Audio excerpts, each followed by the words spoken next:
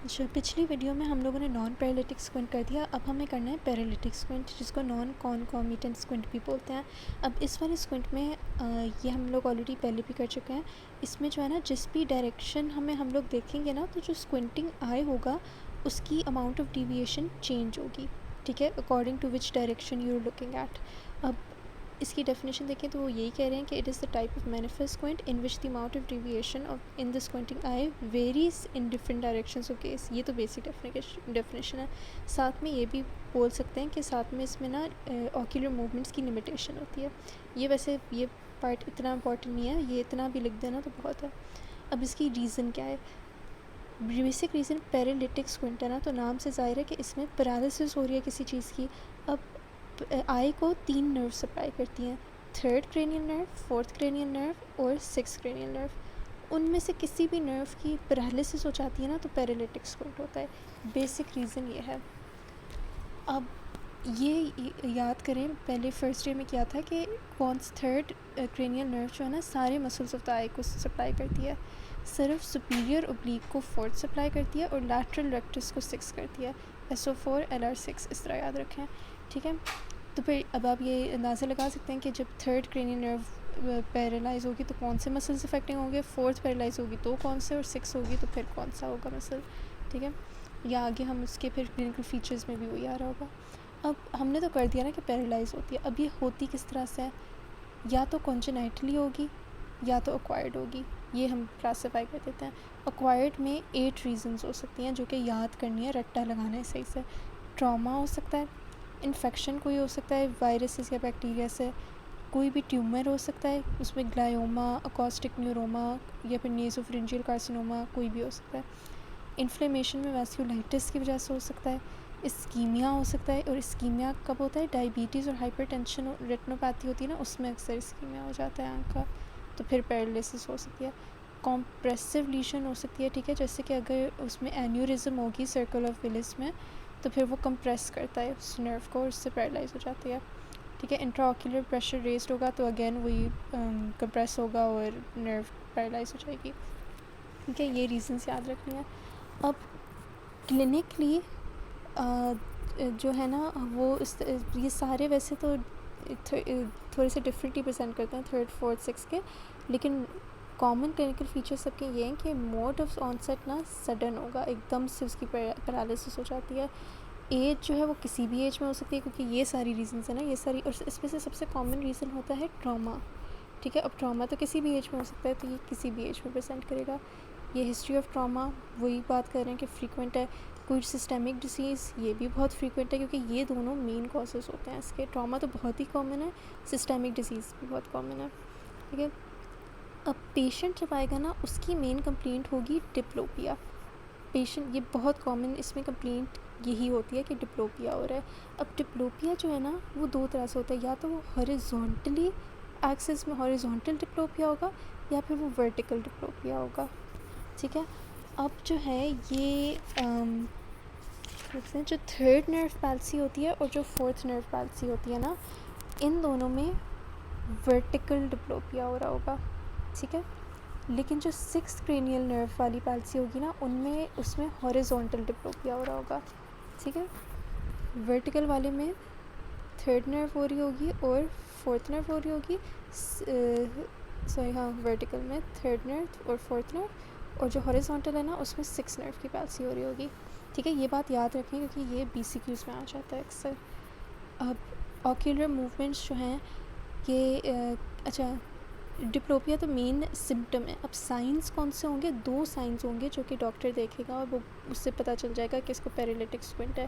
पहला होगा उसके ऑक्यूलर मूवमेंट, जो सा भी मसल पैरालाइज होगा ना, उस तरफ मूवमेंट लिमिट हो जाएगी। फ़र्ज़ करें उसकी जो है ना 6 क्रेनियल नर्व डैमेज है। अब 6 किसको सप्लाई करती है? Lateral rectus.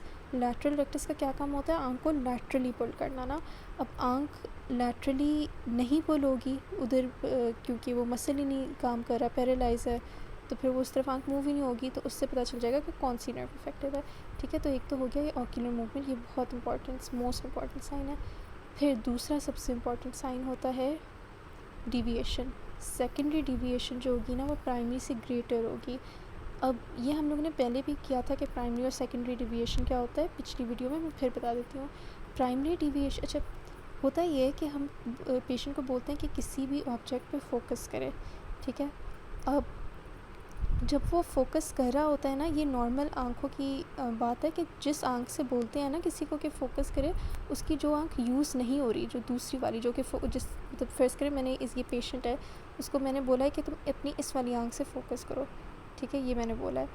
अब उसकी जो ये तो फोकस कर रही होगी, जो दूसरी आँख है ना वो थोड़ी सी डिविएट होती है, ठीक है, थोड़ी सी हिलती है, तो उसको हम बोलते हैं डिविएशन, ठीक है। अब प्राइमरी और सेकेंडरी डिविएशन क्या होता है, जब हम उससे बोलते हैं ना कि तुम अपनी नॉर्मल आँख से फोकस करो, और हम लोग नोटिस करते हैं कि उसकी जो स्क्विंटेड आँख है ना वो कितनी हिल रही है, उसको प्राइमरी डिविएशन बोलते हैं। फिर सेकेंडरी डिविएशन क्या होता है, उसका उल्टा होता है कि हम उससे उसकी स्क्विंटेड वाली आँख से बोलते हैं कि तुम ज़रा इस ऑब्जेक्ट पे फोकस करो, और फिर हम नॉर्मल वाली आँख को देखते हैं कि वो कितनी डिविएट हो रही है, उसको सेकेंडरी डिविएशन बोलते हैं।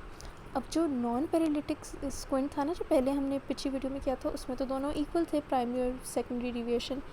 अब लेकिन पैरालिटिक वाले में सेकेंडरी डिविएशन ग्रेटर होती है प्राइमरी डिविएशन से, ये बहुत इंपॉर्टेंट साइन है, ठीक है, ये दोनों तो बहुत ही इंपॉर्टेंट साइन है। फिर तीसरा एक साइन हम ये नोटिस करेंगे कि उस पेशेंट का जो हेड पोस्चर है ना वो एबनॉर्मल होगा, ज़ाहिर है क्योंकि उससे डिप्लोपिया हो रहा है, तो वो नहीं चाहता डिप्लोपिया होना, तो वो उसी डायरेक्शन में अफेक्टेड साइड पे देखने लग जाता है, ठीक है। ये क्लिनिकल फीचर्स थे। असेसमेंट में क्या करेंगे, सबसे पहले तो वही हिस्ट्री लेंगे, डिटेल हिस्ट्री, फिर हम उसकी एग्ज़ामिनेशन करेंगे। एग्ज़ामिनेशन में सबसे पहले तो उसकी विजुअल एक्टिविटी करते हैं जब भी एग्ज़ामिन करते हैं, फिर सेकेंडली इसमें लिखा नहीं है लेकिन हम पहले वो कवर अनकवर टेस्ट से देखेंगे कि उसका स्क्विंट है भी या नहीं। तीसरी चीज़ हम देखेंगे स्क्विंट तो ठीक है, पता चल गया स्क्विंट है, अब क्या करेंगे, हम मेजर करेंगे कि कितनी डिविएशन है, वो आँख जो स्क्विंटेड आँख है, जो स्क्विंटेड आँख है वो कितनी टेढ़ी है। वो मेजर करने के लिए हमने पहले भी किया था, जो पैरालिटिक वाले नॉन पैरालिटिक वाले में भी किया था ना, कि कौन से टेस्ट होते हैं, इसमें भी वही है, हिर्शबर्ग कॉर्नियल टेस्ट होता है, प्रिज्म बार कवर टेस्ट होता है, और फिर साइनोप्टोफोर होता है। ये तीन कुछ पहले भी किए थे, वही टेस्ट है। अब ऑक्यूलर मूवमेंट्स हम लोग चेक करेंगे, कुछ ज़ाहिर है वही हमने अभी पहले जो बात की थी उस वजह से डिविएशन देखेंगे तो सेकेंडरी ज़्यादा मिलेगी प्राइमरी से। डिप्लोपिया को हम रिकॉर्ड कर देंगे डिप्लोपिया चार्ट में, ठीक है। और साथ में हम लोग हेस स्क्रीन टेस्ट करेंगे, इससे हमें रिकॉर्ड करेंगे कि कितनी लिमिटेशन है या फिर ओवर एक्शन है एक्स्ट्राऑक्यूलर मसल्स की, ठीक है। अब एम्ब्लायोपिया भी फ्रीक्वेंट होती है, इसमें भी, ये उसमें भी थी, नॉन पैरालिटिक में भी है, इसमें भी है, ठीक है। ये तो एग्जामिनेशन होगी। इन्वेस्टिगेशंस हम इसलिए कैरी आउट करते हैं क्योंकि हमें पता करना है कि ये पैरालिसिस तो हो रही है लेकिन किस वजह से हो रही है, ठीक है। ये सारे जो हमने रीज़न्स दिए थे ना, तो इनमें से किस रीज़न की वजह से ये पैरालिसिस हो रही है, तो उसके लिए वही बेसिक जो बिल्कुल है, ब्लड चेक, प्रेशर चेक करेंगे, CBC करेंगे, ESR करेंगे, शुगर चेक करेंगे, VDRL करेंगे, फैट ABS करेंगे, कोई एंटी न्यूक्लियर एंटीबॉडीज़ देखेंगे, CT MRI, वही सारी चीज़ें हैं जो हर उसमें इस इन्वेस्टिगेशन होती है। अब ट्रीटमेंट सबसे पहली कंप्लेंट तो पेशेंट की डिप्लोपिया थी, उसको ट्रीट करना होगा। वो हम प्रिज्म्स डाल के कर सकते हैं, उसकी ग्लासेस में प्रिज्म्स डाल दें, या फिर जो भी डिविएटेड आई है ना, स्क्विंटेड आई, उसको हम कवर कर लें ताकि डिप्लोपिया ना हो। फिर एक ही आंख से देखेगा तो डिप्लोपिया नहीं होगा, ठीक है। या तो फिर हम लोग क्या कर सकते हैं, बोट्यूलिन इंजेक्शन कर सकते हैं।